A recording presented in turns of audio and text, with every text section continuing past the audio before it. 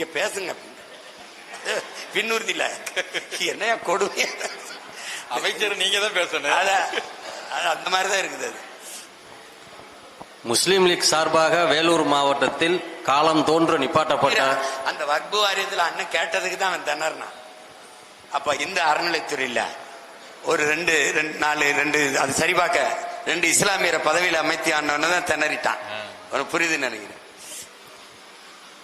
பாரம்பரியமாக வேலூர் மாவட்டத்தில் முஸ்லீம் லீக்கின் சார்பாக நிறுத்தக்கூடிய ஒரு வேட்பாளரை ராமநாதபுரத்திற்கு மாற்றவிட்டு பிஜேபியின் நயினார் நாகேந்திரனை மோதி நீ ஜெயித்து வந்து பாருன்னு நம்மளை தெருவில் விட்ட கட்சி தான் திமுக. அடுத்ததாக யஹியா முகமது தேரூர்வெளி ஜமாத் தலைவர். வலைக்கும் அஸ்ஸலாம். அஸ்ஸலாமு அலைக்கும். எனது பேர் யஹியா முகமது. எனது கேள்வி, தமிழ்நாட்டை தமிழர்கள் தான் ஆள வேண்டும் என்று சொல்லுகிறீர்கள். அப்படி என்றால் நமது அண்ணன் ஷஹீது பழனிபாபா அவர்கள் சொன்னது போல இந்த நீங்கள் ஆட்சிக்கு வந்தால் நமது தமிழ்நாட்டை தமிழ் சமூகங்கள் அனைவரும் சுழற்சி முறையில் ஆளுவீர்களா என்பதே எனது கேள்வி.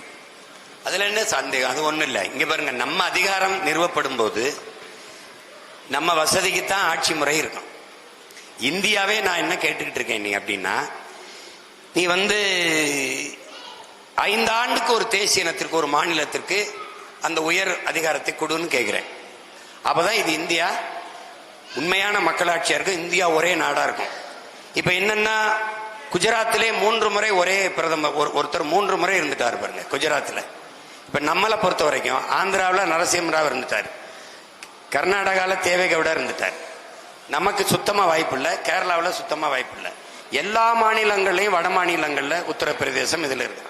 அப்போ ஒரு மாநிலத்திற்கு 5 ஆண்டு என்கிற முறையில் வரும்போது அந்தந்த மாநிலங்களுக்குரிய பிரதிநிதித்துவம் முன்னுரிமை கிடைச்சிட்டா இது என் நாடு, ஒரு நாள் இந்த தலைமை பதவிக்கு நான் வர முடியும் என்கிற நம்பிக்கை அவர்களுக்கு வரும். நீங்க கேட்கிற கேள்வியை அதே போல நாம இங்க இருக்கிற எல்லா சமூகங்களுக்கும் மாறி மாறி மாறி வாய்ப்பு கொடுத்து இது தமிழ் தேசிய மக்களின் நாடு, அவர்களுடைய ஆட்சி அதிகாரம் அப்படின்னு நம்ம உருவாக்குவோம். அதுல உங்களுக்கு ஐயம் வேண்டியதில்லை. நாம் தமிழர் கட்சிக்கு வாய்ப்பு கொடுத்துட்டா அந்த வாய்ப்பு எல்லாருக்கும் வந்துடும். அது முக்கியம். அதுக்கு நாம ஜெயிக்கணும். அது ரொம்ப ஆமா. உங்களுடைய கேள்வியவே ஏற்கனவே அண்ணனிடத்தில் ஒரு பத்திரிகையாளர் கேட்டிருந்தார். அதற்கு திறந்த மனதோடு அண்ணன் பதில் கூறியிருந்தார்கள். இந்த நாட்டில் நான் இல்லாவிட்டால் என் அண்ணன் ஜவாஹிருல்லா, தமிம் அன்சாரி அவர்களைப் போல ஆள வேண்டுமே என்று உளமாற சொன்ன தகவலை உங்களுக்காக பதிவு செய்யும். அடுத்ததாக நூருதீன் முதுகுளத்தூர்.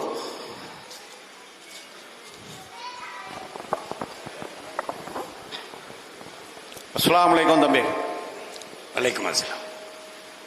பொது சிவில் சட்டம், முத்தலாக் தடை சட்டம், வக்ஃபு வாரிய திருத்த சட்டம் இவையெல்லாம் மறைமுகமாக இஸ்லாமிய சமுதாயத்தில் நடைமுறையில் உள்ளது. நீங்க இந்த திமுக அரசு இந்த முஸ்லிம் சமுதாய மக்களை இந்த விஷயத்தில் பாதுகாக்க மறந்துவிட்டது. நீங்கள் ஆட்சிக்கு வந்தால் இச்சட்டங்கள் அனைத்தையும் தடை செய்வீர்களா? சாத்தியக்கூறு மாநில அரசுக்கு இருக்கா? இதை எதிர்த்து நீங்க சொல்ற சரியத்து, வக்பு வாரியம், அந்த இந்த இதற்குள்ள அந்த பொது சிவில் சட்டத்தை தொடக்கத்திலிருந்தே நாம எதுக்குறோம். அதுல தங்கச்சிட்ட பதில் சொன்ன பாருங்க. நான் அது உறுதியா எனக்கு எந்த திமிர்ல சொல்றேன்னா, பொது சிவில் சட்டத்தை சீக்கியன்ற நிறைவேற்ற முடியாது. நான் சொன்னேன், என் சட்டையும் ஓன் சட்டையும் ஒன்னா இல்லை, என் சாப்பாடும் ஓன் சாப்பாடும் ஒன்றும் இல்லை. நீ சப்பாத்தையும் பச்சை மிளகாயும் வெங்காயத்தை வச்சு சாப்பிட்ற, நான் கறி மீன் இல்லாம குறிப்பா மாட்டுக்கறி இல்லாம எனக்கு சோறு இறங்காது அப்படின்னு பேசினாங்க. அதனால அதெல்லாம் சும்மா சொல்லுவான், பொது சிவில் சட்டம், ஒரே நாடு ஒரே தேர்தல், அப்ப இழுவில் இருக்குல்ல அப்படின்னு.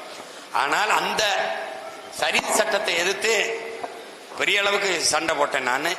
அதுல பெண்களுக்கான முழு பாதுகாப்பை நபிகள் நாயகம் அந்த சட்டத்தையே நான் படிச்சு உலமாக்கள் ஏற்பாடு பண்ண கூட்டத்திலாம் நான் எல்லா கூட்டத்திலையும் போய் பங்கேற்று பேசி இது பண்ணேன். அதே மாதிரி நீங்க வக்ஃபு வாரிய சட்டம் இதையெல்லாம் இன்னைக்கு உங்க மகன் ஒரு சேவல், இந்த சேவல் கூண்டுகளிலிருந்து கூவுறதுனால சத்தம் கூட்டுக்குள்ளே கேட்குது, வெளியில வரல, கூரை மேல ஏறி கூவிட்டேன்னா அதெல்லாம் சரியாயிடும். அதுக்கு நீங்க என்ன பண்ணணும், என்னைய கூட்டுல இருந்து வெளியேற்றி விடுங்க. ஏணி வச்சு ஏறனா பறந்து குறை மேல போய் உட்கார்ந்துக்கிறேன். என்னடா தம்பி, அப்புறம் நீங்க கேட்கறதெல்லாம் சாதாரணமா நிறைவேற்றுவோம், நீங்க கவலைப்படாதீங்க. அடுத்ததாக